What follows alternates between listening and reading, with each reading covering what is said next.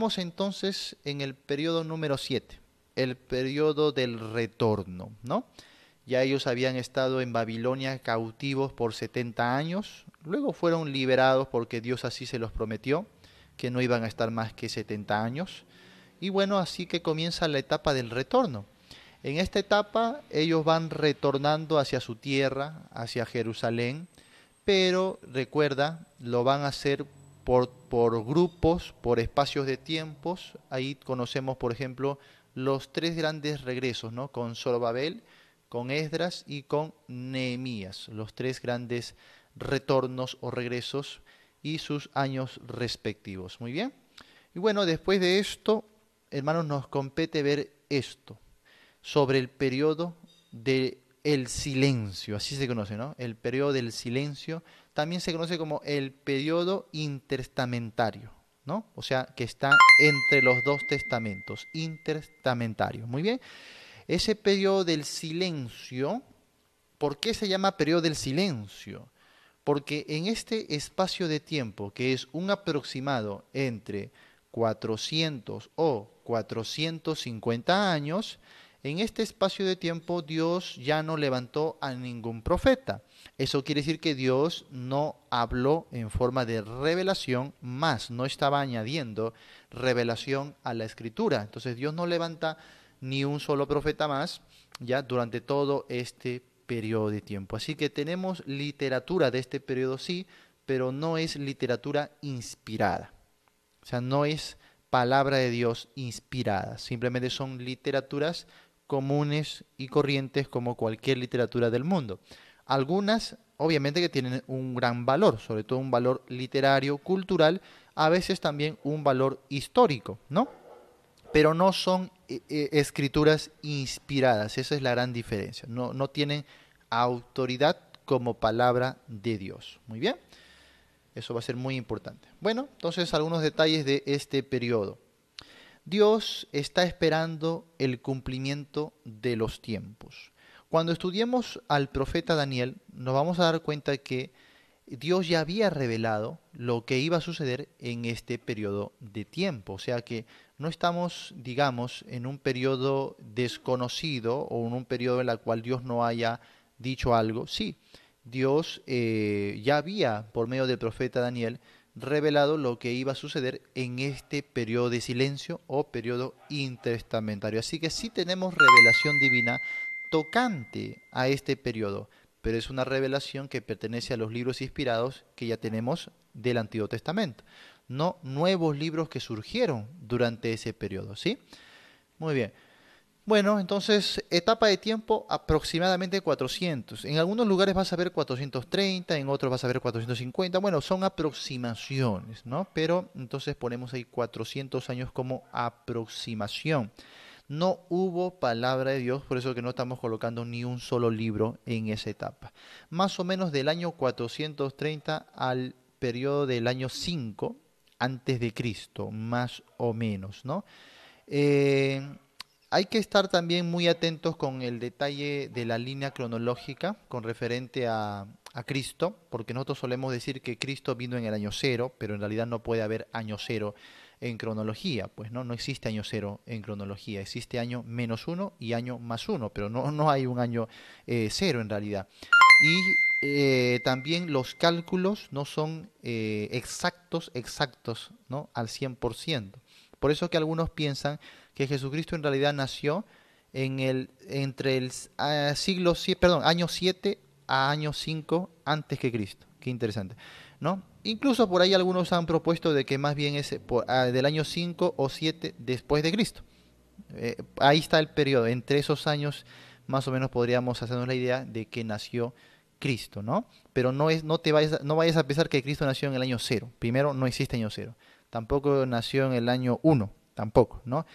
Y con mucha probabilidad estemos hablando de entre el año menos 5 o el año más 5, entre ese tiempo, en ese aproximado de años, es que Cristo habría nacido. Nunca la cronología es exacta, por eso siempre hablamos de aproximaciones, nada más, ¿ya?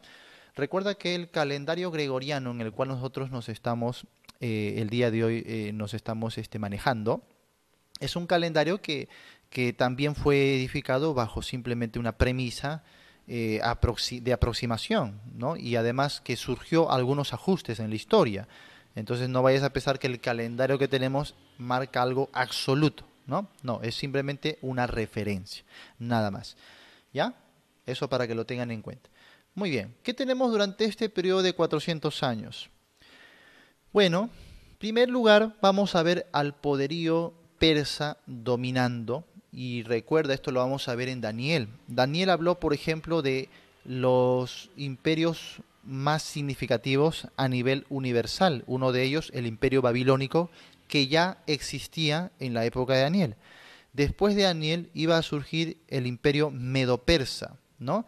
Y eso también se va a narrar en cierta medida en el libro de Daniel, pero ya esto pertenece al periodo después del retorno, ¿no? Donde llega a su máximo apogeo el imperio persa dominando en el mundo, ¿no? Más o menos entre el 539 al 331 antes que Cristo. Luego tenemos después del imperio persa el poderío griego dominando el mundo. ¿Recuerdas? Alejandro Magno, ¿no? Por si acaso, si tienes alguna idea, de repente sabes algo de historia universal. El líder Alejandro Magno, hijo de Felipe, ¿no? O Filipo, como algunos también le conocen, pues conquistó el mundo entero con una rapidez bastante significativa que en el libro de Daniel se señala eso. Entonces Daniel va a hablar, por ejemplo, del imperio babilónico, que en la imagen del sueño de Nabucodonosor era la cabeza de oro. Luego, los pechos, que eran de plata, pertenecían al imperio medo-persa. Luego tenemos la parte del muslo, ¿sí? Que era de bronce, pertenecía al imperio justamente de los griegos. Después de eso, la imagen seguía con las piernas de hierro, ¿no? Las piernas de hierro, eso iba a simbolizar al imperio romano. Muy bien. Y luego los pies en parte de hierro y en parte de barro, que simbolizaría el gobierno del anticristo, un gobierno que por supuesto todavía no se ha levantado en el mundo. O sea, hay que entender a través de todo el libro de Daniel y las otras partes de la Biblia que hay un lapso de tiempo entre el imperio de hierro y el imperio de barro, ¿no? En parte de barro, en parte de hierro. Entonces, en ese lapso de tiempo, de periodo indeterminado, estamos nosotros. ¿Ya? O sea, que Daniel ha profetizado 5 imperios mundiales antes de la venida de Cristo. ¿Cuántos de ellos se han cumplido ya? 4. Nuevamente, el imperio babilónico, el imperio de los persas, el imperio de los griegos y el imperio de los romanos ya se han cumplido en la historia. El único imperio mundial que falta por cumplirse es el imperio del anticristo, y que justamente Apocalipsis aporta revelación para señalarnos todo lo referente a ese imperio en el futuro. Muy bien. Así que hermanos, solamente se han cumplido 4 imperios de los 5 profetizados. Estamos en una era privilegiada porque nada más falta un imperio más, y además nos han dicho cuánto va a durar ese imperio, 7 años, nada más, ¿no? Entonces solamente faltaría eso para el retorno de Cristo. Pastor, ¿y cuándo va a suceder? No lo sabemos. ¿Por qué no lo sabemos? Porque el periodo que se conoce como el periodo de la gracia no tiene fecha, no tiene cronología. Dios no ha revelado fecha. Entonces, pastor, ¿podría pasar unos 500 años? Sí. ¿Podría pasar otros 500 años sin que acabe todavía el periodo de la gracia? ¿Podría pasar unos 1000 años, pastor? También podrían pasar 1000 años. Así como podría pasar solo 100 años o como podría pasar solo 10 años. No lo sabemos. Es un periodo indeterminado. No hay forma de fecharlo. Y hay que decirlo esto con todas las letras. Porque están saliendo por ahí grupos fechando la segunda venida hasta el arrebatamiento. Por ejemplo, los adventistas usan el libro de Daniel con el conteo de los días, lo comparan con Apocalipsis y dicen ya tenemos la fecha del arrebatamiento. Mentira, no se puede fechar ni el arrebatamiento ni la segunda venida. La secta de Dios Madre o la secta de Dios Todopoderoso también está saliendo por todo Facebook a decir ya se han cumplido las 5 señales para la venida de Cristo, por lo tanto ya queda solamente un poquito nada más, como que diciendo este año va a venir.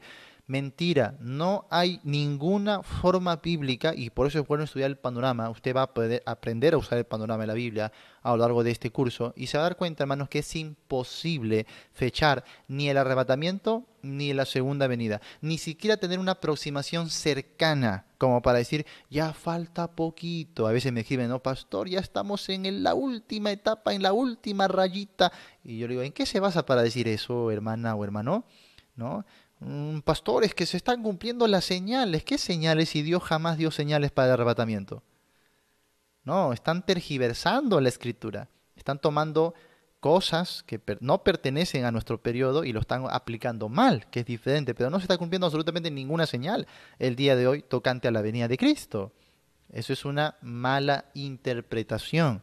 Pero lastimosamente, como somos tan curiosos, ¿no? Tan emocionalistas, pues nos gusta siempre pensar que somos la última generación y que ya nada más falta un lapsito así significativo de tiempo. Hermanos, la iglesia ha pensado eso durante los 2 milenios.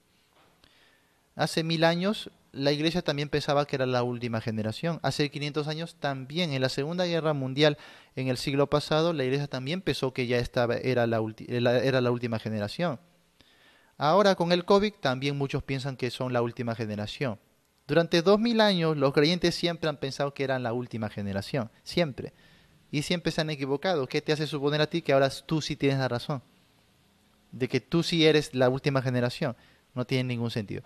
Bueno, entonces no hay forma de fechar, ni siquiera decir que estamos aproximados ahí cerca, como unos años nada más o unos meses de diferencia. No, no hay forma. Podrían pasar 500 o 1000 años y aún no terminar el tiempo de la gracia. Es un tiempo indeterminado. Así que los cristianos pierden el tiempo tratando de calcular el tiempo. Pierden mucho el tiempo y pierden energía tratando de hacer un cálculo de, ah, ahora ya tenemos el año, ya tenemos la fecha. No, mentira, están perdiendo mucho el tiempo. No se desgasten en eso, no hay forma de saberlo.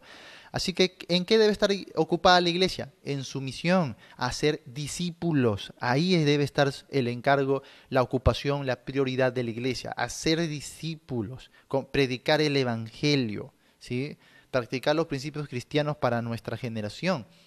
Ahí debe estar la atención de la iglesia, ¿sí? No en saber cuándo, qué cuándo, qué cuándo. Yo no sé por qué tanta curiosidad. De repente porque algunos piensan que le pueden jugar partida a Dios, ¿no? Algunos dicen, si yo supiera más o menos cuánto falta, entonces conforme ya va llegando la fecha aproximada, me voy portando cada vez mejor, ¿no? Entonces eso no sirve. Tú no puedes burlarte de Dios. Dios no te ha dejado fecha. Así que nosotros tenemos que estar preparados para el encuentro con el Señor en cualquier momento. En cualquier momento. Así como también estar preparados, porque puede pasar un siglo y no venir, pero sí dejar algo listo para la siguiente generación. ¿Sí me voy a entender? Así que mucho cuidado con esas enseñanzas que hoy día están por todo lugar en internet y están cautivando a los incautos, pues, a los que no estudian, ¿no? A los que no repasan la Biblia con seriedad. Muy bien, entonces ahí estamos en los periodos del año o el siglo del silencio, ¿no? Los 400 años de silencio. El poderío persa dominando en el 539 al 331. El poderío griego entre el 331 al 143 a.C. Luego el periodo o el imperio asmoneo. Y esto lo vamos a recalcar aquí, no porque el periodo asmoneo o el imperio asmoneo tenga una relevancia igual que lo tuvo, por ejemplo, el imperio romano, no, sino porque el profeta Daniel habló también de esos imperios, pero que eran menores y que prácticamente pertenecerían al periodo, o mejor dicho, al imperio griego, porque es una división del imperio griego, y es lo que vamos a ver después con más detalle, ¿ya? Entonces, eso sería más o menos entre el año 143 al 63 antes de Cristo y por supuesto, en esta fecha ya el Imperio Romano estaba llegando a su auge en el mundo, ¿no? Así que tenemos ahí el Imperio Romano dominando entre el 62 o 70 antes de Cristo, ¿no? Hasta más o menos el 170 después de Cristo. Muy bien, el periodo del Imperio Romano. Bueno, desarrollo de los partidos religiosos en Israel. Eso también es algo significativo y lo vamos a ver antes de ingresar al Nuevo Testamento. Cómo surgieron ciertos partidos religiosos en Israel. Por ejemplo, cuando abres tu Biblia en los Evangelios, vas a leer ahí de los fariseos, de los saduceos, de los celotes, por ejemplo, ¿no? O cananistas, de los herodianos, y tú lees y dices, ¿qué son estos grupos? ¿No? ¿Qué son estas personas? Y no entiendes, porque cuando tú leías tu Biblia hasta Malaquías, pues no encontrabas esos nombres, ¿no? ¿Qué es eso? Por ejemplo, las sinagogas. En el Antiguo Testamento no vas a encontrar sinagogas, pero luego de los evangelios para adelante es habitual leer la palabra sinagoga por aquí y por allá. ¿Qué pasó? ¿Qué es esto, no? ¿Qué es esto de la diáspora o la dispersión que lo va a mencionar Pedro y Santiago en sus epístolas? ¿Qué es eso de la diáspora? ¿Eh? Entonces, esas cositas se explican justamente estudiando el periodo intertestamentario, pues. Y eso es muy bueno de saber, muy importante. Nosotros tenemos un curso que daremos más adelante que habla de ese periodo intertestamentario, un curso completo como preparación a Cristo y a la iglesia. Es un curso pero fascinante, de verdad. Pero por ahora, algunos datos relevantes. Esos partidos como los cananistas, los celotes, los herodianos, los saduceos, los fariseos, surgen precisamente en este periodo intertestamentario. Por eso que tú del Antiguo Testamento abres los evangelios y como que hay muchas cosas nuevas que tú dices, pero ¿cómo? Pues que no sabes que hay cientos de años, ¿no? Entre el Antiguo y el Nuevo Testamento en nuestra Biblia. Y en esos cientos años, pues imperios han surgido, imperios han caído, ¿no? Y muchas cosas se han desarrollado en torno a Palestina que nosotros no sabemos. Por ejemplo, el reino de los Herodes. Y luego tú te vas a preguntar, ¿por qué no está en el trono alguien de la tribu de Judá? ¿No? ¿Por qué? Porque solo la tribu de Judá tenía que estar en el trono, pero no, está la familia de los herodianos. Entonces, algo raro ha pasado, cosas raras han pasado, ¿te das cuenta? Por eso es importante el periodo intestamentario, ¿ya? Y siempre que tengas alguna información, ya sea por documentales, por fuentes, pues aprovéchalo mucho. Por Historia Universal también aprovecha mucho y, bueno, infórmate mucho de esos detalles, ¿ya? Muy bien, vamos a ver entonces, por ejemplo, los fariseos y los saduceos, que son los partidos que tienen mayor relevancia y que conformaban gran número o mayor número del Sanedrín y tenían bastante poder político, sobre todo los saduceos. Y son datos significativos porque vas a entender después por qué la iglesia sufrió persecución, porque la primera persecución que se levanta contra la iglesia fue de parte de los saduceos, la segunda fue de parte de los fariseos, ¿no? Con Saulo, ¿no? Entonces son datos muy importantes que te van a llevar a la unidad del panorama de la Biblia, ¿ya? Muy bien, y finalmente todo esto desemboca con el nacimiento de Jesucristo y se cumple gran parte de la profecía de Daniel. Se cumple gran parte de, por ejemplo, las 70 semanas del profeta Daniel. Aquí con el nacimiento y el ministerio hasta la muerte de Jesucristo. Muy bien, así que todo esto, hermanos, es el periodo intertestamentario de la Biblia. Por ahora solo a grandes rasgos, después, ya saben, vamos a ver un poquito más de detalles. Muy bien. El Antiguo Testamento fue escrito para nosotros también. Vamos a nuestras páginas, a nuestro material, ¿ya? Y vamos a ir a este punto también. El Antiguo Testamento también fue escrito para nosotros. De repente alguno se va a preguntar, pastor, pero usted ha dicho que hay libros que no son para la iglesia, ¿no? O no son a la iglesia. Sí, hay que entender bien. Nosotros no estamos diciendo que los libros de la Biblia no sean para la iglesia. Nosotros estamos diciendo que no han sido escritos a la iglesia. Es distinto. Una cosa es que sea para, otra cosa es que esté escrito a. ¿Sí me voy a entender? Entonces, todos los libros de la Biblia, por ejemplo, hablando del Antiguo Testamento, desde Génesis hasta Malaquías, ¿es para la iglesia? Naturalmente que sí. ¿Por qué? Porque los principios espirituales, la doctrina de Dios, es para el pueblo de Dios.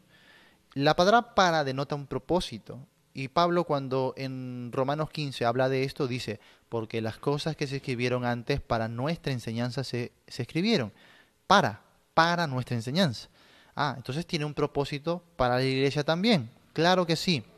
No estamos negando entonces que todos los libros de la Biblia son para la iglesia. Lo que estamos diciendo es que no todos los libros se han escrito a la iglesia. Es algo totalmente distinto. Por ejemplo, todos los libros del Antiguo Testamento no son escritos a la iglesia. No son escritos a la iglesia. ¿Y eso para qué nos sirve? Pues para la interpretación correcta, pues hermano. Saber que este libro no ha sido escrito a la iglesia me ayuda muchísimo en la interpretación de los pasajes de ese libro. ¿Ya? Por eso que resaltamos eso. Pero no estamos diciendo que ese libro no contenga mensaje para la iglesia. Claro que sí, sobre todo enseñanza espiritual, por medio de la cual la iglesia se edifica.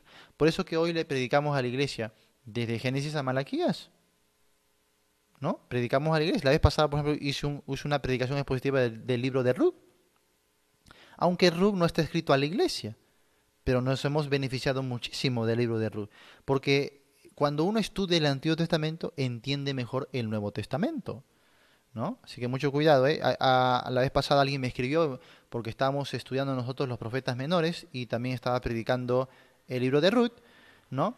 Y también estaba haciendo el devocional en Proverbios, ¿no? O sea, son libros del Antiguo Testamento, bueno. Y alguien me escribió un poco ofendida y me dijo, ¿por qué enseñas Antiguo Testamento? Tú debes estar enseñando el Nuevo, ¿no? El Evangelio de Cristo. ¿Cómo vas a enseñar Proverbios? Esas cosas no se enseñan. Dios mío.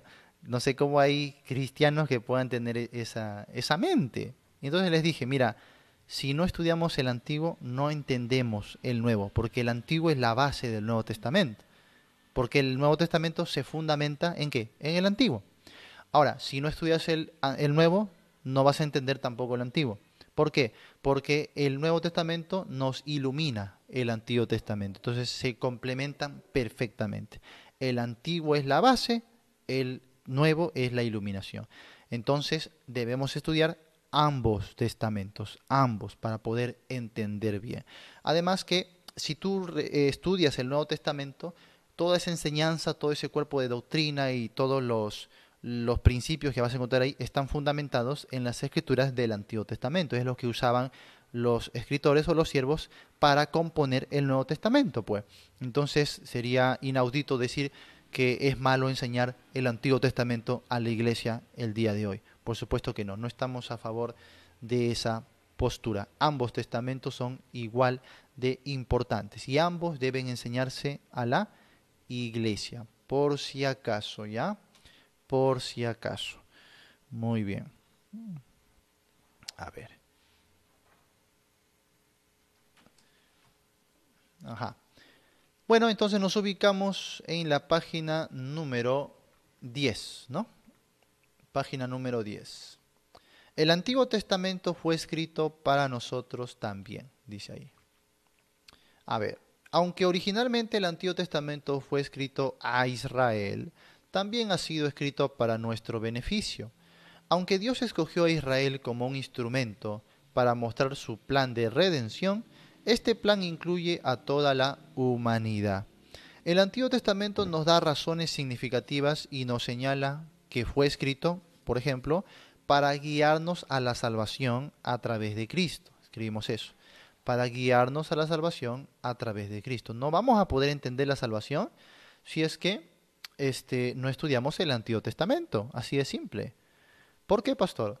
Porque, por ejemplo, ¿de dónde tenemos nosotros el concepto, la imagen de propiciación? La palabra propiciación la vamos a encontrar en la Biblia, por ejemplo, en Primera de Juan capítulo 2, ¿no? Verso 1 y verso 2. Pablo también la va a usar en sus epístolas. Pero no vamos a entender la naturaleza de la propiciación sin el Antiguo Testamento. Porque es ahí donde se nos explica lo que es la proposición, la propiciación. ¿Eh? Ahí está la base. Ahí está todo lo necesario en cuanto a la propiciación. Entonces el Nuevo Testamento nos dirige a Cristo y nos dice, así se cumple la propiciación en Cristo. Allá. Y entonces se complementa el antiguo con el nuevo. Por ejemplo, el concepto de redención. ¿Cómo vamos a entender la redención que Dios nos quiere enseñar en el Nuevo Testamento sin el Antiguo Testamento?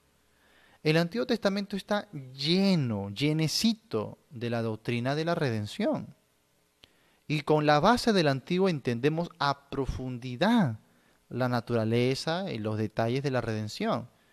Así que no voy a poder entender doctrina cristiana sin el Antiguo Testamento, ¿no? Todo lo que compete a salvación, por ejemplo, justificación, redención, propiciación, regeneración, imputación, que es una clave pero fundamental en la salvación, imputación. Yo no puedo entender eso sin el Antiguo Testamento, a la manera en como Dios lo ha querido graficar.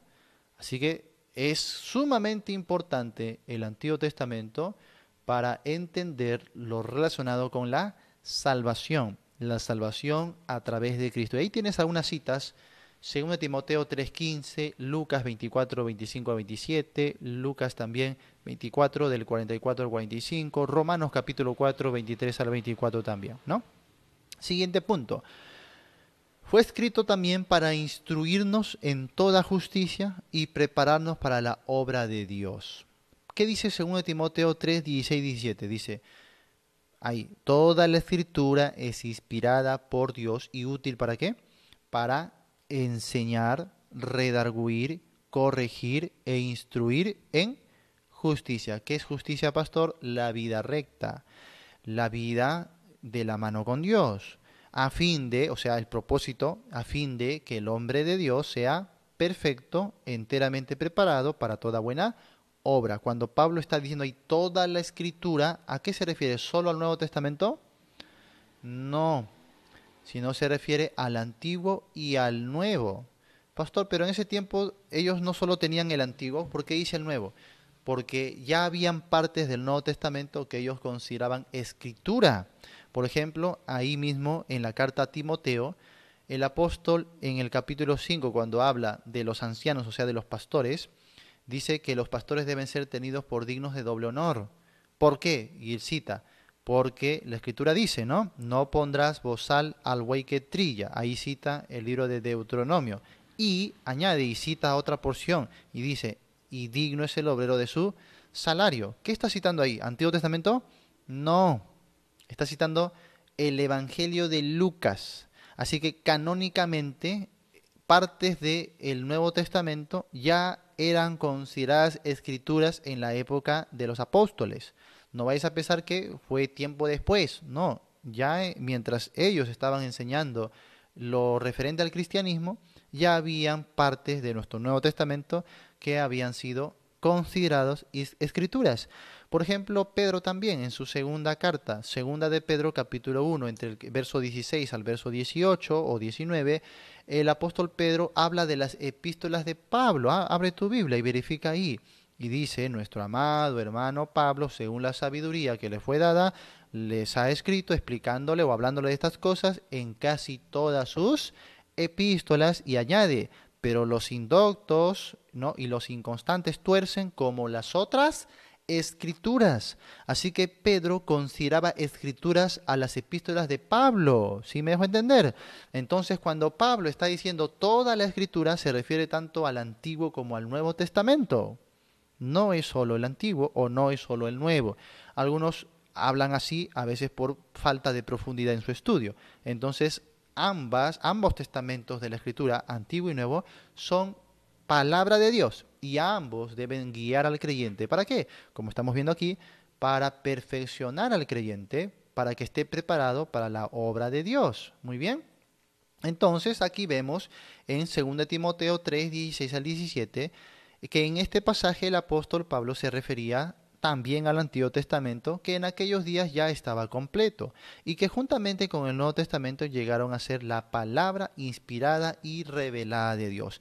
Pablo no dijo: ya la escritura de antes ya es obsoleta, ya tienen que abandonarla, ahora va a haber nuevas escrituras. No, él dijo: toda la escritura es inspirada por Dios. Muy bien.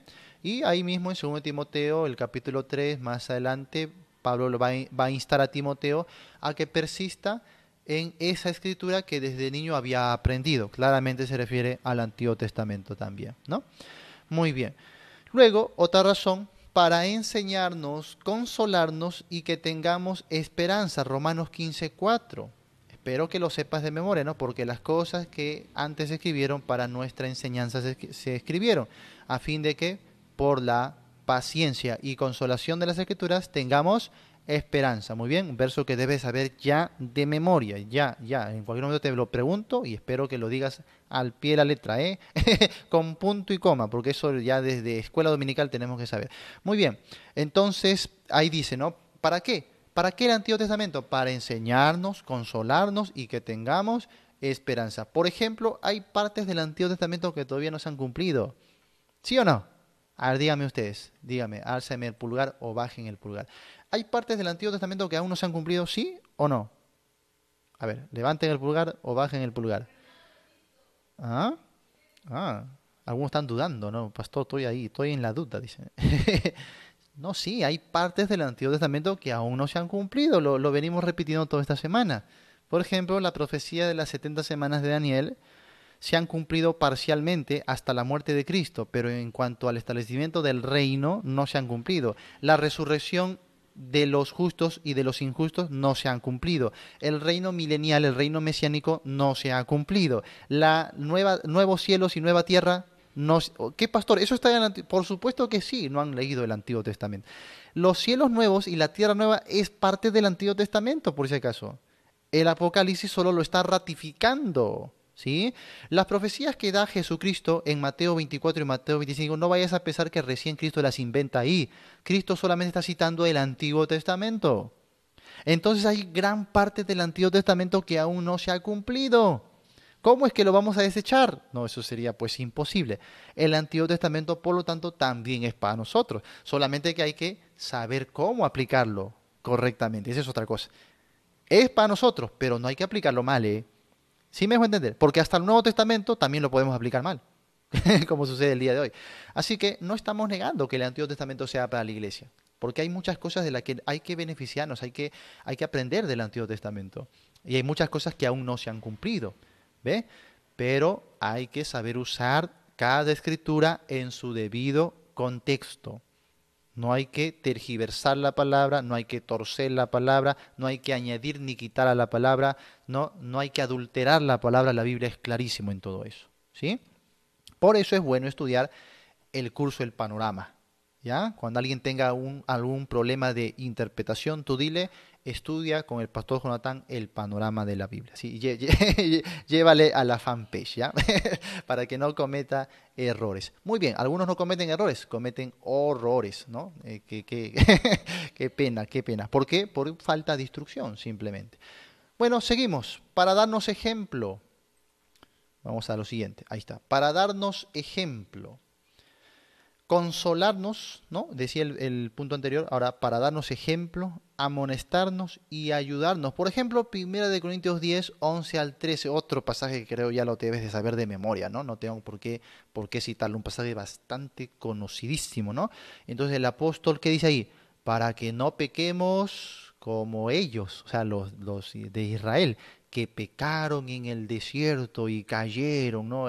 Entonces, ¿qué está diciendo? Que la historia de Israel saliendo de Egipto y siendo juzgados en el desierto hasta en la entrada a Canaán, esas historias, dice, son ¿para qué? Para que aprendamos a no pecar como ellos. ¿Y de qué pecaban ellos? De incredulidad, pues de rebeldía contra Dios, de desobediencia a la palabra. Y todo eso que vemos ahí en el cuadro de la salida de Israel rumbo a la tierra prometida, Pablo en el Nuevo Testamento dice, eso es para la iglesia, para que aprendan a cómo no deben ser con Dios. Qué interesante, ¿no? Qué interesante. Muy bien, seguimos. ¿Para qué también? Para, eh, para que reconozcamos las obras del mundo y de la carne. Claro que sí. Por ejemplo, Levítico 18, 1 al 5, lo podemos comparar con 2 Corintios 10, del 2 al 6, donde Pablo lo cita y habla de salid de en medio de ellos, pueblo mío, y no toquéis lo inmundo. ¿Qué está haciendo Pablo? Está citando el Antiguo Testamento, pues, amado hermano. ¿Y qué estamos haciendo? Estamos usando el Antiguo Testamento para enseñar o aleccionar al creyente de esta dispensación de la gracia, enseñarle lo que es sucio, lo que es inmundo, lo que es aprobado por Dios, enseñarle la naturaleza del pecado, sus consecuencias y lo que es la vida santa. Así que el Antiguo Testamento es para instruir al creyente, ¿no? Y así sabemos esta gran diferencia, por ejemplo, entre las obras del mundo o las obras de la carne. Muy bien, muy bien. Bueno, entonces continuamos adelante. Y aquí vamos a pasar a un breve apéndice. Elohim o Elohim, como quieras decirle. El Antiguo Testamento consiste en 39 libros, ¿ya? 39 libros. Para nosotros, obviamente, ¿no? No estamos hablando de la Biblia hebrea, pero para nosotros son 39 libros. En la Biblia hebrea son menos. Escrito por 30 autores, ojo, estamos hablando del Antiguo Testamento, del Antiguo, más o menos 30 autores, durante más de 1000 años, ¿sí? La Biblia hebrea llama a los 5 primeros libros, le llama Torá o ley. Los eruditos griegos lo llamaron Pentateuco, recuerda, hemos visto la traducción del hebreo al griego, se llama la Septuaginta, y ahí se le llamó a estos 5 rollos de la ley, se les llamó Pentateuco. También 5 libros. Es lo que significa esa palabra, básicamente, ¿no? 5 libros. Tanto judíos como cristianos le llamaban la ley de Moisés, por la bien fundada creencia de que fue escrito por Moisés. De ahí ya estamos adelantando un poquito el detalle sobre el Pentateuco, ¿no? ¿Quién ha escrito o quién sería el autor del Pentateuco? Moisés. No hay ningún otro mejor autor para reconocer del Antiguo Testamento, ¿no? Con mucha y gran probabilidad es Moisés. No hay duda al respecto. Hay unidad entre los eruditos, ¿no? No deja de tener su crítica, por supuesto. Todo tiene crítica, ¿no? En la Biblia, pero los argumentos, las evidencias son de peso para decir que estos fueron escritos, o sea, estos rollos, estos 5 libros fueron escritos por Moisés. La más clara, pastor, ¿cuál sería la definitiva? Jesús, pues. Jesús en los evangelios citó al Pentateuco como autoría de Moisés. Él dijo, de mí escribió Moisés, ¿no? O a Moisés tienen, ¿no? Vayan y lean a Moisés. Entonces Jesús citó una y otra vez a Moisés como autor del Pentateuco. Así que eso es la prueba definitiva, obviamente, ¿no? Porque Cristo es obviamente la verdad absoluta, pues. Así que en vez de pasarme aquí una hora explicando de todo, eso es la definitiva, ¿sí? Pero después ya veremos unos detallitos más, no se preocupe. Muy bien, entonces vamos allá, a la página número 11, ¿ya? Para hablar un poquito de la autoridad del Antiguo Testamento, ¿ya? Página número 11 en nuestros materiales y vamos a ver ahora la autoridad del Antiguo Testamento. Aunque originalmente el Antiguo Testamento fue escrito para... Ay, perdón, ya me había equivocado de página. Ahora sí. El Antiguo Testamento era la Biblia que utilizaba Cristo y también los apóstoles, salvo raras excepciones, ¿no? En el Nuevo Testamento los términos escritura y escrituras se refieren al Antiguo Testamento. ¿Sí? Ahí tienes algunas citas para corroborar. Alrededor de 2 décadas después de Cristo, las únicas partes existentes del Nuevo Testamento eran relatos fragmentarios de la vida y enseñanzas de Jesús, ¿no? Vamos a ver ese detalle, ¿ya? Datos fragmentarios, ¿ya? De la tanto vida y enseñanzas de Jesús. En una época en que la influencia de la iglesia viva se propagaba a Siria, Asia Menor y África del Norte, la predicación y la enseñanza se basaban en el Antiguo Testamento según la interpretación de Cristo. Así que obviamente el Antiguo Testamento era como la Biblia completa para los primeros creyentes, ¿no? Y también lo fue para los primeros cristianos, ¿sí? Obviamente la revelación estaba incompleta, ¿no? El Antiguo Testamento sin el Nuevo es imperfecto, es incompleto. Es el Nuevo Testamento ya que lo perfecciona en cuanto a revelación, estamos hablando, ¿no? No en cuanto a poder, ¿sí? Y no en cuanto a salvación, porque muchas personas sin el Nuevo Testamento fueron salvas, no hay duda de eso. No estamos hablando de eso, estamos hablando de revelación. La revelación es perfecta recién con el Nuevo Testamento. Pastor, alguien en la época de Abraham que no tenía ni siquiera el Antiguo Testamento podía ser salvo, pero por supuesto que sí. No estamos hablando obviamente del poder salvífico de Dios, estamos hablando de la revelación.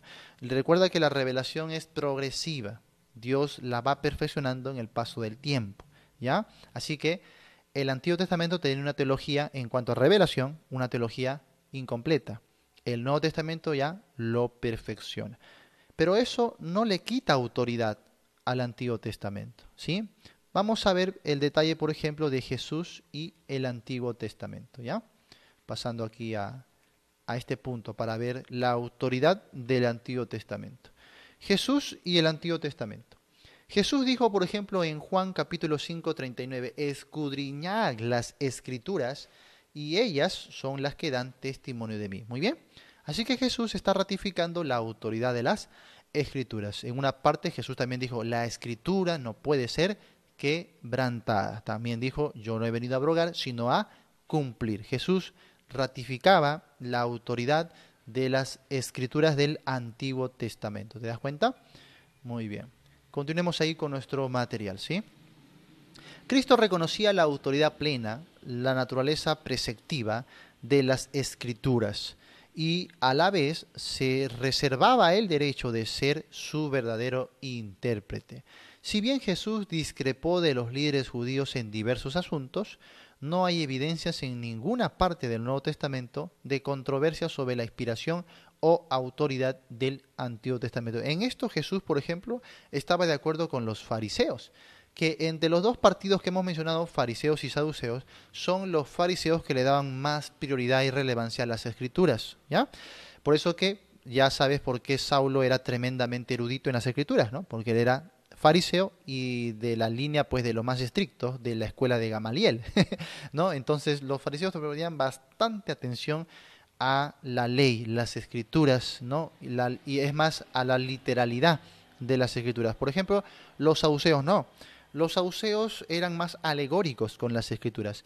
Los saduceos, por ejemplo, en su doctrina, y eso nos informa Lucas en el libro de los Hechos, dice que no creían en ángeles, no creían en espíritu y no creían en resurrección.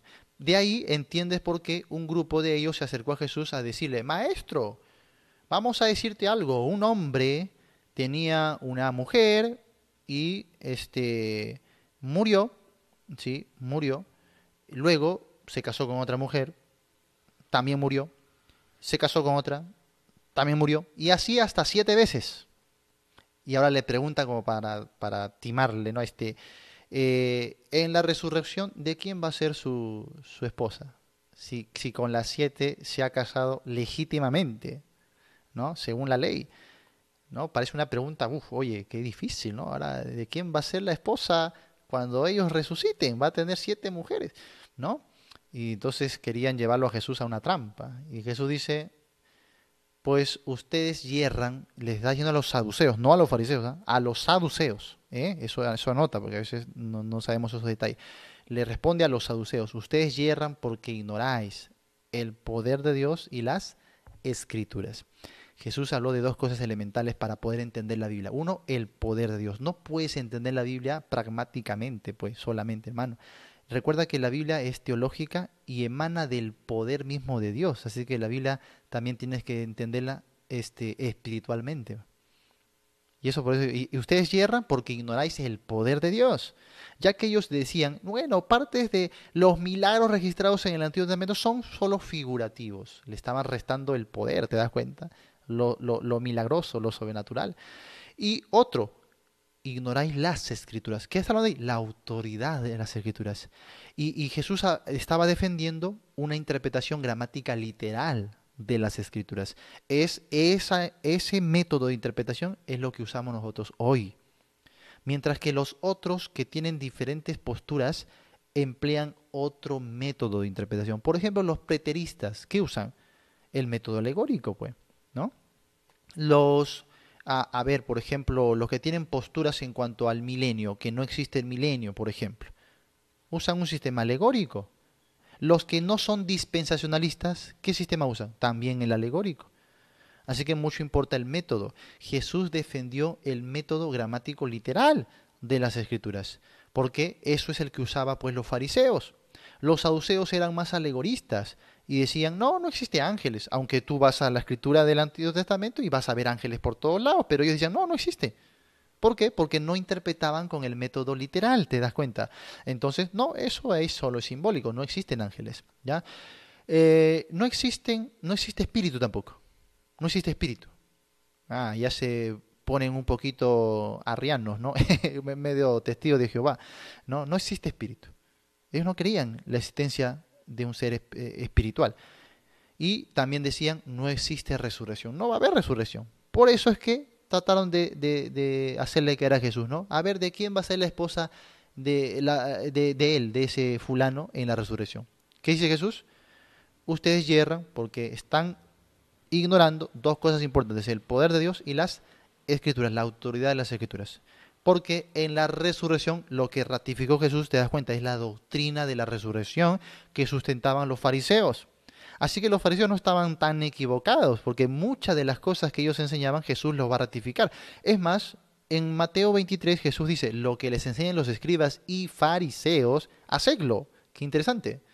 Solo no imiten su obra, o sea, la obra moral de ellos, pero lo que enseñan de las escrituras, sí. ¿Ve? Jesús estaba ratificando la enseñanza doctrinal de los fariseos. ¿Por qué? Porque ellos tomaban una interpretación más literal del Antiguo Testamento y tenían la doctrina más correcta. Qué interesante. Oye, que tener la doctrina correcta no necesariamente a veces no quiere decir que somos salvos, porque la salvación está ligada a la persona de Cristo. Entonces ellos tenían bastante buena doctrina, pero rechazaban a Cristo Jesús. Entonces no servía de nada, ¿no? Muy bien. Entonces Jesús le dice, no, en la resurrección, o sea, sí va a haber resurrección, seremos o serán como los ángeles. ¿En qué sentido? De que no se casarán. Así que no va a haber esposo o esposa. No me estés preguntando, por favor, hermano, no huele tu mente. No, pastor, en el cielo no nos casaremos, que es mi esposa. No estamos hablando de eso. Te estoy dando solo un ejemplo de interpretación de la época, ¿sí? Y Jesús no está hablando ahí de la iglesia. Así que ten mucho cuidado ahí. No huele tu mente, por favor, que una hora me van a estar preguntando, pastor, que la boda, que el matrimonio, que si los solteros tendremos oportunidad en las bodas del Cordero. No me pregunten nada de eso, por favor, ¿ya?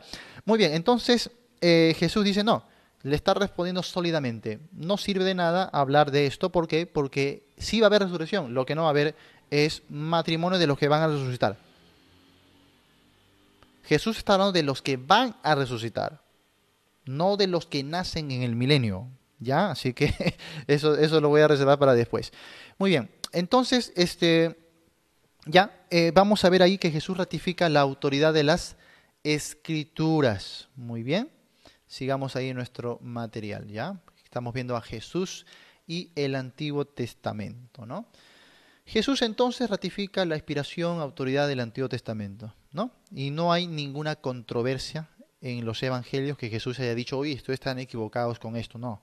Por el contrario, Jesucristo con frecuencia apelaba a las Escrituras como fundamento de sus enseñanzas y sus declaraciones acerca de sí mismo.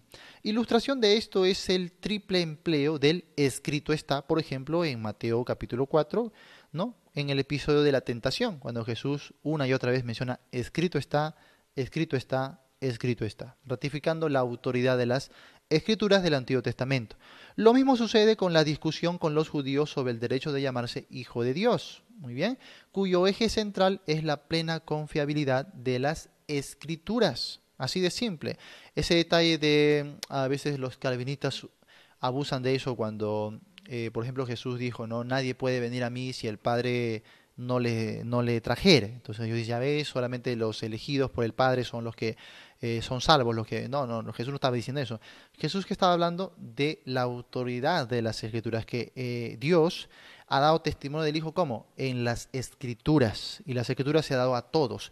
Poniendo fe en las Escrituras es que uno puede llegar a Cristo Jesús. Eso es lo que Jesús estaba diciendo básicamente según el contexto. Así que cuidado con las malas enseñanzas que el día de hoy se basan en tergiversaciones de los versículos de la Biblia, ¿ya? Mucho cuidado, por eso es bueno estudiar el panorama de las Escrituras. Muy bien. Bueno, después ahondaremos quizás un poquito más. Nada más por aquí les recalcaría el hecho, por ejemplo, de los libros deuterocanónicos o libros apócrifos. Es interesante que Jesús cita, por ejemplo, en Lucas, la Torá, el Nevi'im y el Ketuvim, y que ya les dije que son grupos de la Biblia hebrea que nosotros tenemos en nuestros 39 libros del Antiguo Testamento, pero ahí Jesús no cita a los libros apócrifos. Jamás Jesús los citó. Es decir, que los libros apócrifos, amados hermanos, no tienen autoridad inspiracional. Prueba de ello, Jesús no lo citó. Luego los apóstoles tampoco lo citaron, ¿ya? Los siervos del Nuevo Testamento no citaron los libros apócrifos, pero sí citaron las otras escrituras que sí son inspiradas, ¿no? La Torá, el Nevi'im y el Ketuvim, los escritos, los profetas, ¿no? Y la ley. Eso sí citaron los apóstoles, Jesús, ¿no? Los siervos del Nuevo Testamento. Entonces los otros no lo citaron. Así que eso es una gran evidencia de que los libros apócrifos, hermanos, no deben ser considerados como palabra de Dios, ¿no? Hay que tener bastante cuidado. Por ejemplo, no sé por qué, ¿no? Quizás por lo que dije antes, lo de la youtubología, ¿no? Muchos hacen su teología basándose en los videos de YouTube. Y entonces hay una gran cantidad de evangélicos el día de hoy reclamando de por qué no están usando al libro de Enoc como escritura. ¿Por qué lo han quitado de la Biblia? Es más, tengo informes de pastores que hoy ya en los púlpitos evangélicos están predicando el libro de Enoc. Qué interesante. Cuando el libro de Enoc es un libro apócrifo que ni siquiera Enoc mismo lo escribió, ¿no? Y Jesús nunca citó el libro de Enoc. Jesús citó a Daniel, Jesús citó a Miqueas, Jesús citó a Isaías, ¿no? Jesús citó los 39 libros que tenemos en nuestra Biblia, pero no citó el libro de Enoc, jamás, ¿no? Así que es una locura el día de hoy que pastores evangélicos estén predicando el libro de Enoc en los púlpitos, porque supuestamente pues así se dan un aire de más conocedores, ¿no? De más revelación. No, nada que ver. Oye, Jesucristo prometió la preservación de la palabra. Y si durante siglos estos libros no servían, no estaban siendo descubiertos y no aportaban a la salvación, es que no son palabra de Dios. La palabra de Dios dice, permanecerá, prevalecerá, aunque pase el cielo y la tierra, mis palabras no pasarán. Entonces, la palabra que es inspirada prevalece en todos los siglos. ¿Cómo va a ser palabra de Dios un libro que ha estado oculto siglos y siglos y siglos? Y si además en esos siglos hubo mucha gente que se salvaba sin necesidad de esos libros, entonces no son necesarios, pues. No son necesarios. Teníamos la doctrina completa sin necesidad de esos libros. Así que cuidado con esas confusiones el día de hoy, ¿ya? Muy bien.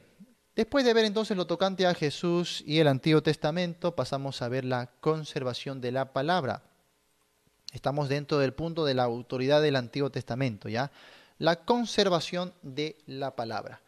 Al confiar así en el Antiguo Testamento como la palabra de Dios escrita, Jesús imitó a sus antepasados judíos que siglos antes habían iniciado esta práctica en respuesta a la naturaleza única de sus experiencias como pueblo de Dios. Muy bien, aquí también quiero acotar algo muy importante, sobre todo porque nos sirve mucho en la apología. Date cuenta que aquí Jesús estaba de acuerdo con los fariseos en cuestión de la composición canónica de las Escrituras, pero eso no quiere decir que los fariseos eran salvos, ni que eran parte del pueblo de Dios, ni que Jesús esté de acuerdo con todo lo que tiene que ver con los fariseos. Y esto es necesario saber por qué. Porque los católicos el día de hoy usan la excusa de que como ellos en ciertos concilios hicieron cánones, ¿no? de la Biblia, entonces ellos son dueños de la Biblia y por lo tanto son el pueblo de Dios y por lo tanto son los únicos que tienen la interpretación correcta de las Escrituras. Grave error, porque los fariseos también compusieron las Escrituras del Antiguo Testamento y Jesús avaló ese canon, Jesús usó ese canon. Es más, Jesús usó la traducción de ese canon, porque Jesús usó la Septuaginta. Jesús citó la Septuaginta, que era una traducción del Antiguo Testamento. Entonces, ratificando que la preservación de la palabra, a pesar de que haya sido traducida y a pesar de que haya sido compilada por gente que no era propia del pueblo de Dios. Entonces, que los católicos hayan sido utilizados para la composición de la Biblia ¿Quiere decir que ellos son parte del pueblo de Dios? Por supuesto que no. ¿Quiere decir que solo ellos pueden interpretar la Biblia? Por supuesto que no. ¿Quiere decir que solamente ellos tienen la doctrina correcta? Por supuesto que no. ¿Quiere decir que ellos son salvos y parte del reino de Dios? Por supuesto que no. Así que tenemos evidencia histórica suficiente para determinar que aunque un grupo sea utilizado para preservar las Escrituras, no quiere decir que ese grupo sea parte del pueblo de Dios. Muy bien, Dios utilizó a los esenios, por ejemplo. Dios utilizó, mira los escritos del rollo del Mar Muerto, del Qumran. No vamos a decir que todos ellos eran salvos, pero preservaron escrituras, parte del Antiguo Testamento y también parte del Nuevo Testamento, ¿no? Ahora, si vamos a decir que por componer canónicamente las escrituras ya son parte del reino de Dios, entonces los judíos o el judaísmo sería la religión correcta, no el catolicismo. Porque antes del catolicismo el judaísmo ya tenía el Antiguo Testamento como escritura inspirada en forma canónica. ¿Te das cuenta?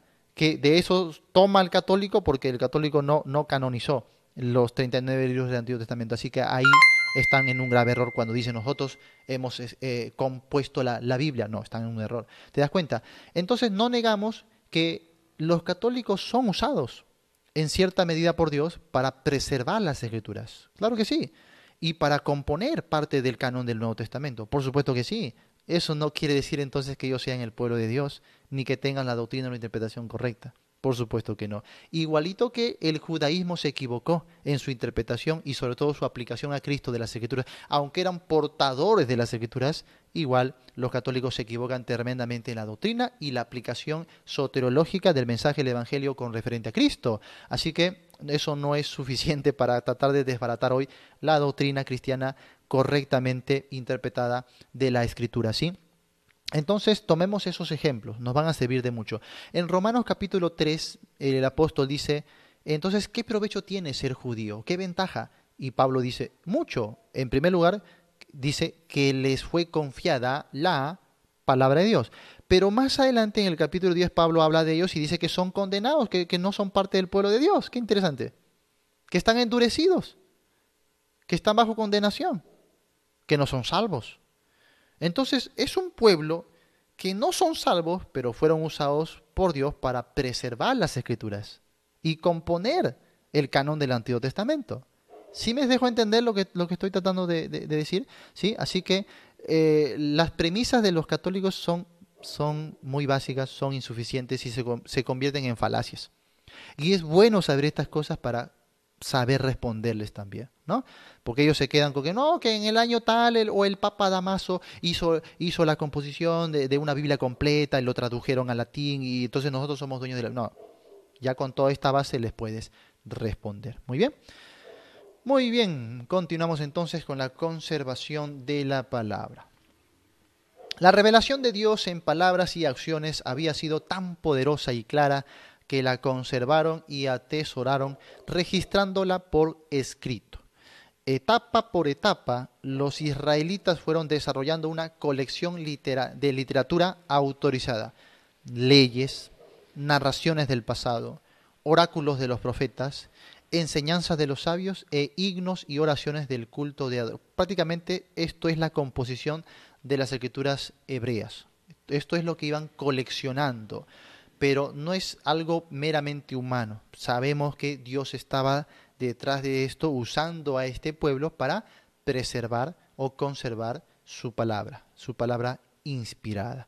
En esos documentos que conformaban su visión de la vida, la fe y el destino, reconocían la palabra del único Señor a quien conocían como el único Dios verdadero. Así que, hermanos, uno se podría preguntar, pastor, pero si ellos lo hicieron así, ¿por qué nosotros hoy lo aceptamos eso como palabra de Dios? ¿Saben por qué? La más grande evidencia se los acabo de decir. Porque Cristo Jesús ratificó eso, lo aprobó. Jesús a esa composición canónica del Antiguo Testamento le llamó escritura. Le llamó escritura y ratificó su autoridad.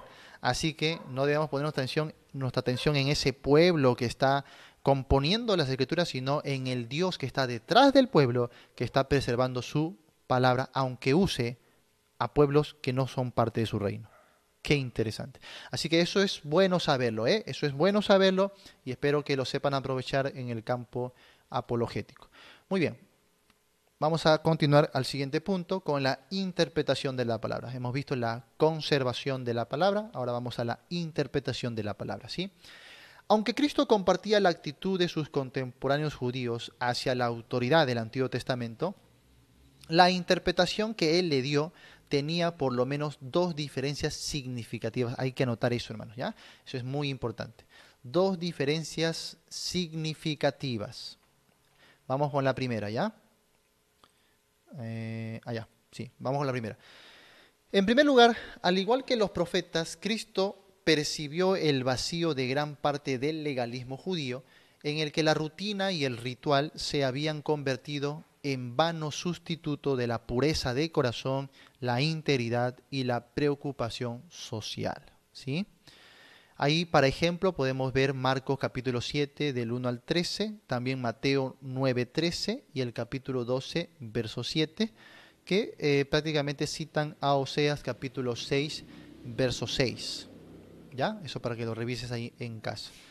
Muy bien. Ahora, en cuanto profeta verdadero, Cristo, el nuevo Moisés, interpretó la ley en el Sermón del Monte. Eso está en Mateo 5 al 7. Al repudiar la predominante interpretación judía de la ley y poner el acento en el amor, el perdón y la piedad interior, dotó de nuevo significado a algunos de los principales temas proféticos que muchos judíos habían desoído por exagerar la importancia de la letra de la ley. La ley, amados hermanos, tenemos que verlo en dos aspectos: la ley en su carácter externo y la ley en su carácter interno. Es así como Dios había compuesto las escrituras. Muy bien. Entonces, por ejemplo, en el carácter externo, la ley daba normas, ceremonias, rituales, ¿no? Ordenanzas, sacrificios, carácter externo de la ley. En su carácter interno, esas cosas externas traían enseñanza espiritual, como la justicia, justificación, propiciación, redención, amor, misericordia, gracia, ¿te das cuenta? Juicio también. Entonces, eso es el carácter interno de la ley. Muy bien.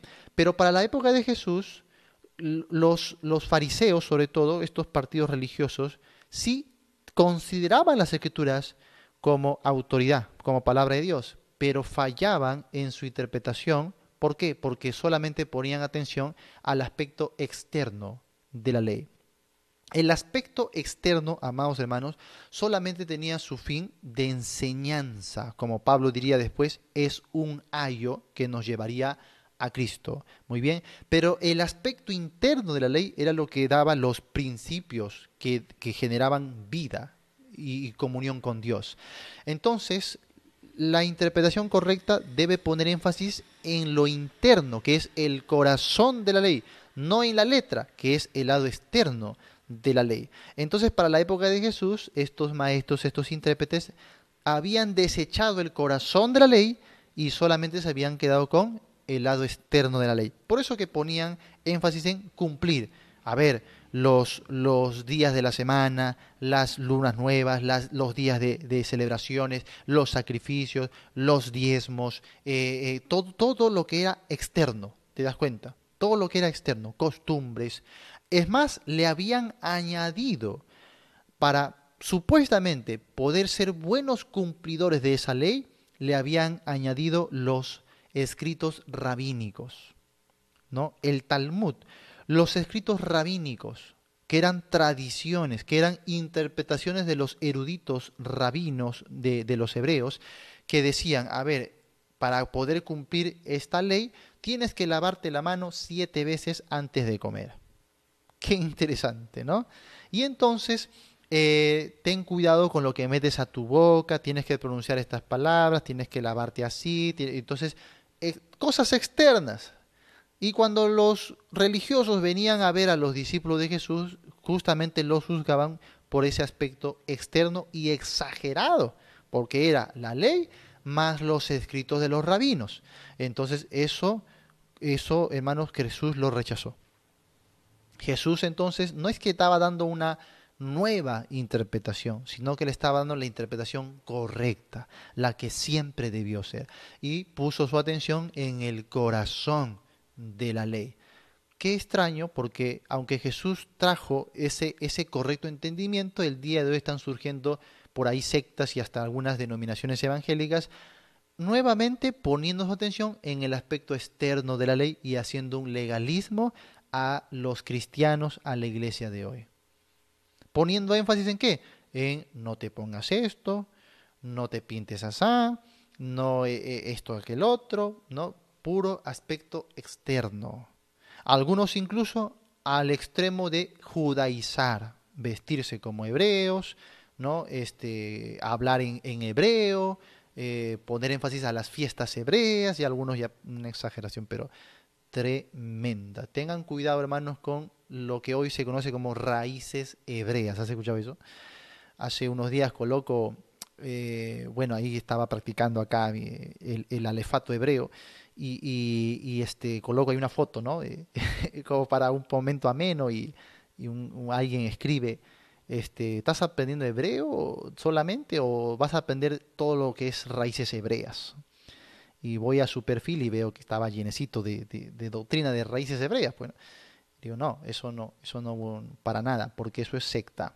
Tengan mucho cuidado, que es la misma secta que combatió el apóstol Pablo, ¿no? Que querían judaizar a la iglesia. Eso, hermanos, hay que rechazarlo tajantemente. Y en nuestro nuevo curso que ya en unas semanas va a surgir, que se llama Apología de la Fe, vamos a hablar básicamente de tres pilares sectarios que están atacando mucho hoy a los creyentes. El primero, justamente, raíces hebreas. El otro, catolicismo romano. Y el otro, el calvinismo, ¿no? Son cosas que vamos a tocar mucho, entre también otras cositas que por ahí en menor grado, pero son de importancia también para la apología. ¿Ya? Entonces va a ser muy bueno esos estudios. Raíces hebreas, hermanos, por más aires de espiritualidad que te traigan, de conocimiento, son secta. Hay que tener cuidado con eso. Eso no te va a acercar para nada a la vida espiritual que Dios está queriendo para su iglesia. Al contrario, te va a alejar de la vida espiritual y te va a asumir solamente en un mero legalismo, el mismo legalismo que Jesús rechazó cuando él vino, ¿no? Y que Pablo también combatió muchísimo. Hoy la iglesia quiere legalismo. Y como diría Pablo a los Gálatas, ¿no? ¿Por qué os queréis volver a esclavizar en esos rudimentos de los que Cristo ya los hizo libres? No tiene ningún sentido, ¿no? Así que esto, hermanos, nos sirve de mucho, ¿eh? Conocer el panorama de la Biblia en realidad es muy profundo, ¿te das cuenta? Y por supuesto nos va a guiar cuando vayamos a los pasajes para no torcerlos, para no tergiversarlos, ¿no? Muy bien, la interpretación de la palabra. En primer lugar, entonces, Cristo puso atención al lado interno, al corazón de la ley. En segundo lugar, una diferencia aún más profunda es la insistencia de Jesús en que, por ser el cumplimiento en persona del Antiguo Testamento, él mismo era el tema central. Eso es algo, por supuesto, maravilloso, es algo que es espectacular, porque esto es la clave para entender toda la Biblia. Y Jesús se los dijo. Él se lo dijo en forma textual. Por ejemplo, escudriñad las escrituras porque ellas dan testimonio acerca de mí. Jesucristo unificó las escrituras, y aquí voy a hablar no solo del Antiguo, sino del Nuevo, lo unificó bajo ese tema clave central que era él mismo, su persona. De ahí que la hermenéutica correcta es la hermenéutica cristocéntrica. Si no interpretamos la Biblia teniendo en cuenta a Cristo como el núcleo de todo, no vamos a poder dar una buena interpretación, menos una buena enseñanza. La Biblia se ha de interpretar cristocéntricamente, o no es interpretación. Así de sencillo. Entonces Cristo puso énfasis a esa interpretación. Él era el cumplimiento en persona. Cuando Cristo dijo, no he venido a abrogar sino a cumplir, no dijo, he venido a hacerles cumplir a ustedes la ley. No, él dijo, yo he venido a cumplir. O sea, él era el cumplimiento. En él se cumplía toda la ley, como nos va a enseñar luego el Nuevo Testamento. Muy bien, así que miren esa armonía entre el Antiguo y el Nuevo Testamento, ¿ya? Para luego interpretar bien cada pasaje. Bueno, entonces él era el tema central. ¿sí? La declaración que hizo en la sinagoga de su pueblo en Lucas capítulo 4, verso 21 dice: hoy se ha cumplido esta escritura delante de vosotros. Puede tomarse como síntesis de lo que proclamaba ser. Ese sentido de cumplimiento suscitó el conflicto con los líderes judíos, por ejemplo Juan capítulo 5, verso 46. Además, cuando él está diciendo esto de hoy se ha cumplido, es más que los eventos, es su persona. Por eso que cuando él dijo, he aquí el reino de los cielos ya está entre vosotros, o arrepentidos porque el reino de los cielos se ha acercado. Y tú volteabas a ver, ellos volteaban a ver y dice, ¿dónde está el reino? Esta vez aquí, ¿no me ven? Yo soy el reino, yo soy, recuerda que el reino de Dios es el tema fundamental de toda la Biblia, y Jesús está diciendo, yo soy ese reino. No, no son una ciudad, no es una muralla, no es un palacio, sí, no es un territorio. Yo soy ese reino. El reino de los cielos que ha bajado aquí y está entre vosotros. He aquí el reino ya está entre vosotros, le dijo Jesús. Qué interesante la interpretación. Solo así vamos a poder entender toda la Biblia. Va a ser diferente con este entendimiento que usted vaya ahora a estudiar cada libro. Va a ser notable, usted lo va a sentir. Así que las pautas lo está dando el mismo Señor Jesús, si te das cuenta, ¿no? Luego también, a la vez Jesús configuró la actitud de sus seguidores hacia las Escrituras, en Lucas 24:44, por ejemplo, ¿no? Muy bien. Luego, después de esto, hermanos, pasamos ahora a la parte de la aplicación de la palabra, ¿ya? La aplicación de la palabra. Cristo revolucionó la interpretación del Antiguo Testamento al tomar distintas hebras de las enseñanzas y trenzarlas para formar una sola cuerda. Él mismo. ¡Wow! ¡Qué belleza! Esto es Biblia, hermanos. Esto es la interpretación, esto es el panorama, y así es cuando vamos a estudiar la Biblia en todo su contexto, encontramos siempre a Cristo. Cristo es entonces esa cuerda. Todos los otros libros, enseñanzas y matices de la Biblia son hebras, ¿no? Son como cordones que van unificándose y finalmente la composición ya final es Cristo. Es Cristo. Y así es que tenemos lo que llamamos teología bíblica. La teología bíblica se convierte en la base de todo lo demás, tanto en doctrina como en práctica. Si no sabemos estudiar así la Biblia y extraer la teología bíblica del panorama general de la Biblia, bien difícil que vayamos a entender luego los pasajes, ¿no? Los pasajes. Ya entiendes por qué hay tanta mala interpretación de los pasajes de la Biblia. La mayoría se acostumbró el día de hoy, lamentablemente, a estudiar la Biblia por versículos, ¿no? Dígame usted si no es así, por ejemplo, en su iglesia, y usted por experiencia sabrá que casi siempre una enseñanza está basada en tomar un versículo de aquí, un versículo de allá. Y eso ya tiene que cambiar, al menos en nosotros que estamos recibiendo otro entendimiento. Así se enseñaba la Biblia en los tiempos de Jesús, así la enseñaron los apóstoles, como la Biblia en panorama. Esa es la enseñanza por excelencia de las Escrituras, ¿ya? Por eso es tan importante este curso que lo venimos repitiendo siempre, una y otra vez. A Dios gracias, la primera vez que lo dimos, hace 2 años atrás, lo dimos solo por Zoom. Ahora sale en vivo, ¿no? A Dios gracias, ¿ya? Para llegar con esta misma bendición a muchas personas, ¿no? Muy bien, la aplicación entonces de la palabra Cristo la centra en sí mismo. Por ejemplo, Él fue el gran profeta que, como Moisés, enseñó la nueva ley desde la montaña. Es así como aprendemos de Cristo, por ejemplo, en Deuteronomio. Moisés dijo, después de mí se levantará un profeta como yo. A él deben seguir. Por eso es que en el Nuevo Testamento, en los Evangelios, cuando tú lees, ¿será él aquel profeta que había de venir? ¿Has leído esa parte? A eso se refiere, a cuando Moisés en Deuteronomio dijo, se levantará otro profeta igual que yo, con el poder, con la autoridad de Moisés. Ese otro profeta, ¿quién es? Cristo Jesús, ¿no? Así se complementa el antiguo y el nuevo. Muy bien. Luego también es el sacerdote sin par, o sea, sin igual, por quien todo el sistema del templo se volvió obsoleto. Mateo 12:6, Juan 2, 13 al 15, ¿no? Jesús habló de eso. En Hebreos capítulo 7 vemos la aplicación a Cristo bajo el sacerdocio del orden de Melquisedec, ¿no? Un orden superior al orden arónico o levítico instituido por la ley. Así que no me digas que no hay un gran cambio en cuestiones de la ley. Todo un gran cambio. Antes, por ejemplo, sacerdocio basado en sacrificios de animales. Ahora, sacerdocio basado en un solo sacrificio y no animal. Sangre perfecta del Hijo de Dios una vez y para siempre. Sacerdocio basado en varias muertes. Ahora establecido solo en una muerte, la muerte del Hijo de Dios. Antes, sacerdocio basado en múltiples sacerdotes, muchos sacerdotes. Ahora solo un gran sumo sacerdote. Espero que estés anotando. Anote. Ay, Dios mío, estos hermanos que no anotan. Pastores, que voy a ver la grabación. No, anote, porque sabes que mientras usted escuche, ve y escribe, su cerebro trabaja más y eso le da mayor aprendizaje. En verdad, usted aprende mucho más. Así que así vaya a repasar la grabación. Sería bueno que vaya escribiendo, que sea un esquema, unas líneas, porque le aseguro que va a aprender mucho más. Se lo aseguro por experiencia propia. ¿Ya? Y porque sé algunos detalles de ahí de cómo trabaja el cerebro, el cerebro. Muy bien, bueno, entonces, hermanos, ahí está el gran sacerdote, ¿no? Cristo Jesús. Y también le iba a decir lo siguiente, antiguamente muchos mediadores, ahora un solo y gran mediador.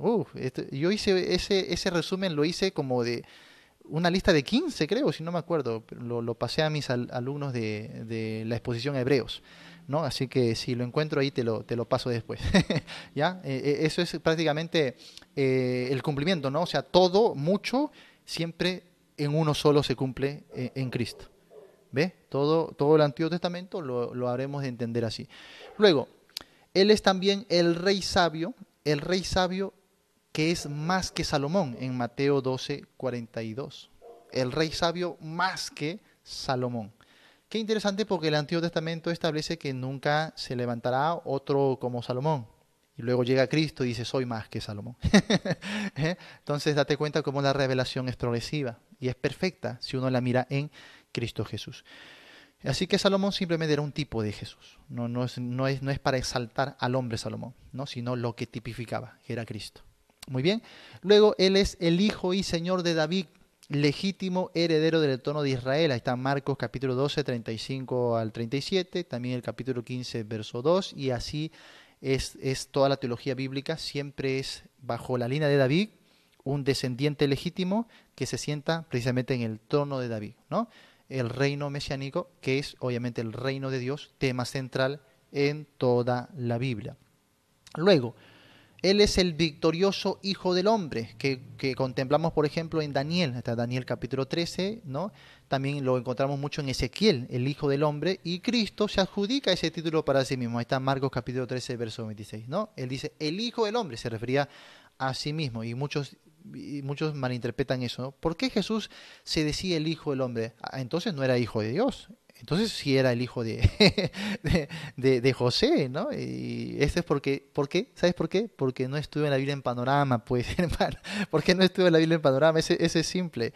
Pero si estudiaran la Biblia en panorama, se darán cuenta que cuando Jesús decía el Hijo del Hombre, estaba usando un título mesiánico que ratificaba su divinidad, su procedencia. ¿Por qué crees que los religiosos se molestaban cuando él utilizaba ese título? ¿Acaso decían, Jesús está diciendo que es un hijo de un hombre? No, cuando él sacaba el título, el Hijo del Hombre, ellos se enojaban porque sabían que estaba diciendo, soy el Mesías, soy el Mesías. Por eso dijo, el Hijo del Hombre vendrá en las nubes.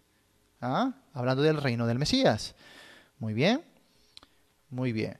Luego también Él es el siervo sufriente de Isaías 53, en Marcos capítulo 10, verso 45, ¿no? El siervo sufriente, en Hechos capítulo 8 también lo vemos ahí, ¿no? El siervo sufriente, el Mesías sufriente. ¿Ves? Toda la escritura, hermano. Acá nos pasaríamos la noche hablando de cada detalle, cada cosita que se va cumpliendo en Cristo, pero estamos hablando con referente a la autoridad de las escrituras. Todo lo que la Biblia, de una manera gramática literal, habla con referente al reino de Dios, se cumple siempre en la persona de Cristo, y eso es literal. Por eso que sabemos que tenemos la interpretación correcta, ¿sí? Entonces, los grandes temas de la esperanza profética hallaron en Cristo, ¿no? En Él, en Cristo, consumación, cumplimiento pleno, satisfacción, ¿no? Se completó todo en Cristo. De ahí entiendes por qué el escritor de Hebreos dice, en tiempos, como dice, en tiempos posteriores, o sea, en tiempos anteriores, dice ahí, Dios nos ha hablado ¿Por cómo? Por profetas. A nuestros padres nos habló por profetas, ¿no? Pero en estos tiempos, en estos tiempos posteros nos ha hablado. Es interesante cuando tú ves eso en el griego, porque en el español dice nos ha hablado por medio del Hijo, ¿no? En el griego dice nos ha hablado en Hijo. Qué interesante. No, no dice por medio del Hijo, sino nos ha hablado en Hijo. Y esto lo cambia todo. Solo entendiendo eso vas a entender el capítulo 1, capítulo hasta el capítulo 4, donde dice la palabra viva y eficaz. Está hablando del Hijo, no que el Hijo trae el mensaje, sino que Él es el mensaje. Él es la palabra viva y eficaz. Él es el verbo de Dios. Él es el cumplimiento de las Escrituras. Eso está diciendo.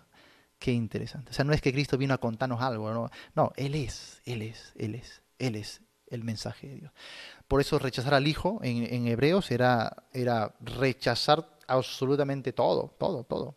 ¿Cómo escaparemos si descuidamos una salvación tan grande? ¿Qué servía? Al mensaje, el mensaje que es el mismo Hijo de Dios. Qué interesante, ¿no?